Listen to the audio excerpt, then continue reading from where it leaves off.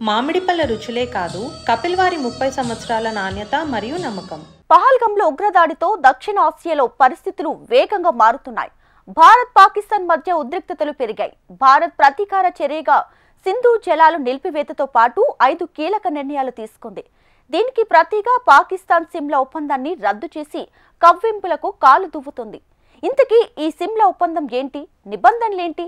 సిమ్లా ఒప్పందం రద్దుతో 2 శత్రు దేశాల మధ్య ఎటువంటి ప్రభావం పడనుంది? యుద్ధానికి దారితీసే అవకాశం ఉందా? పాక్ పన్నాగం అదేనా? ఇవాల్టి బర్నింగ్ టాపిక్ లో డీటెయిల్ రిపోర్ట్ ఇప్పుడు చూద్దాం.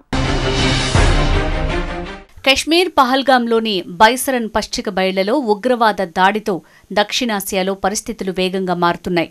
భారత్ పాక్ మధ్య ఉద్రిక్తతలు పెరిగాయి. పహల్గాంలో పర్యాటకులపై ది రెసిస్టెన్స్ ఫ్రంట్ ఉగ్ర దాడి తర్వాత సింధు నదీ జలాల ఒప్పందం అమలును నిలిపివేస్తున్నట్లు భారత్ ప్రకటించింది. అందుకు ప్రతీకార నిర్ణయంగా పాకిస్తాన్ రెచ్చగొట్టే నిర్ణయం తీసుకుంది. ఇరు దేశాల మధ్య సమస్యల పరిష్కారంలో మూడో దేశం జోక్యం చేసుకోవద్దనే ప్రధాన ఎజెండాగా రూపుదిద్దుకున్న సిమ్లా ఒప్పందం నుంచి పక్కకు జరుగుతున్నట్లు పాక్ ప్రకటించింది. దశాబ్దాలుగా రావణ కాష్టంగా రగిలిపోతున్న కశ్మీర్ అంశంలో ఇకపై అమెరికా వంటి సంపన్న దేశాలు పెద్ద మనిషిలా దూరిపోయి అంశాన్ని మరింత జటిలం చేసే ప్రమాదముందనే సంకేతాలు కనిపిస్తున్నాయి. ఈ నేపథ్యంలో అసలు సిమ్లా ఒప్పందంలో ఏ అంశాలున్నాయి, సిమ్లా ఒప్పందం ప్రాధాన్యత ఏంటి అనే చర్చ ఇప్పుడు హాట్ టాపిక్గా మారింది. తూర్పు పాకిస్తాన్, బంగ్లాదేశ్గా విమోచన పొందటంలో భారత ప్రమేయాన్ని తీవ్రంగా తప్పుబడుతూ భారత్పైకి పాకిస్తాన్ దాడికి తెగించటం, తదనంతర పరిణామాలతో 1971 యుద్ధం జరిగింది. 1971లో భారత్ పాక్ల మధ్య యుద్ధం ముగిశాక శాంతి స్థాపనే లక్ష్యంగా ఒక ఒప్పందానికి ఇరు దేశాలు మొగ్గు చూపాయి. ఉద్రిక్త పరిస్థితులను తగ్గించుకుని సాధారణ పరిస్థితులు నెలకొనటమే లక్ష్యంగా ఒక ఒప్పందానికి ఇరు దేశాలు పచ్చజెండా ఊపాయి. పొరుగుదేశ సరిహద్దు ప్రాంతాన్ని ఆక్రమిస్తూ నియంత్రణ రేఖను ఏకపక్షంగా మార్చుకోకూడదనే కట్టుబాటుతో ఈ ఒప్పందం చేసుకున్నాయి 2 దేశాలు. హిమాచల్ ప్రదేశ్లోని సిమ్లా పట్టణంలో 1972 జూలై 2వ తేదీన నాటి భారత ప్రధాని ఇందిరాగాంధీ, పాకిస్తాన్ అధ్యక్షుడు జుల్ఫికర్ అలీ భుట్టో ఈ ఒప్పందంపై సంతకాలు చేశారు. యుద్ధం ముగిసిన వెంటనే శాంతి స్థాపనకు అత్యంత ప్రాధాన్యమిస్తూ 2 దేశాలు తీసుకున్న చారిత్రాత్మక నిర్ణయంగా ఈ ఒప్పందం పేరొందింది. ఇకపై పొరుగు దేశాలుగా పరస్పర సహకారం, సామరస్యంతో మెలుగుతామని ఆనాడు ఇరు దేశాలు ప్రతినబూనాయి. భవిష్యత్తులో సరిహద్దు సహా మరే అంశంలోనైనా మనస్పర్ధలు తలెత్తినా, వివాదాలు చెలరేగినా మూడో దేశానికి లేదా అంతర్జాతీయ సంఘంలో ఫిర్యాదు చేయకుండా 2 దేశాలు మాత్రమే కూర్చుని మాట్లాడుకోవాలని సిమ్లా ఒప్పందంలో అంగీకరించారు నాటి ప్రధానులు. అంటే తమ 2 దేశాల మధ్య మూడో దేశం జోక్యాన్ని ఈ ఒప్పందం నివారిస్తోంది.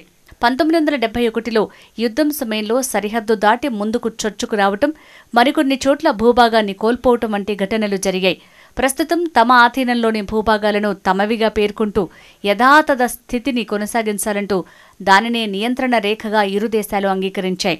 ఈ నియంత్రణ రేఖను ఏకపక్షంగా మార్చడానికి వీలు లేదు.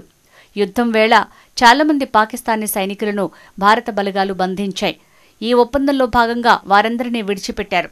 పాకిస్తాన్ సైతం బంగ్లాదేశ్ సాధించిన సార్వభౌమత్వాన్ని అధికారికంగా గుర్తించింది. బంగ్లాదేశ్తోనూ పరస్పర గౌరవం నెలకొల్పటమే లక్ష్యంగా ఈ అంశాన్ని సిమ్లా ఒప్పందంలో చేర్చారు. సిమ్లా ఒప్పందం కారణంగా ఆ తర్వాతి కాలంలో 2 దేశాల మధ్య భేదాభిప్రాయాలు వచ్చిన ప్రతిసారి ఈ 2 దేశాలే సమస్యలను పరిష్కరించుకున్నాయి, కానీ మరే ఇతర దేశాన్ని మధ్యవర్తిగా ఆహ్వానించలేదు. చర్చలు 2 దేశాల మధ్య పరిమితం కావడంతో వేగంగా సంప్రదింపులు సాధ్యమయ్యాయి. మెరుగైన పరిష్కారం సాధ్యమైంది. కశ్మీర్లో నియంత్రణ రేఖనే వాస్తవాధీన రేఖగా అప్పటి నుంచి కొనసాగింది. దీంతో ఆనాటి నుంచి ఎలాంటి సరిహద్దు ఆక్రమణ ఘటనలు జరగలేదు. ఇలా ఈ ఒప్పందం భూభాగాల వివాదాలను సమర్థవంతంగా పరిష్కరించింది. దౌత్యపరంగా సంబంధాల కొనసాగింపునకు సిమ్లా ఒప్పందం సుసాధ్యం చేసింది. ఇరు దేశాల మధ్య విశ్వాసం పెంచే ప్రయత్నాలు ఈ ఒప్పందం కారణంగానే జరిగాయి.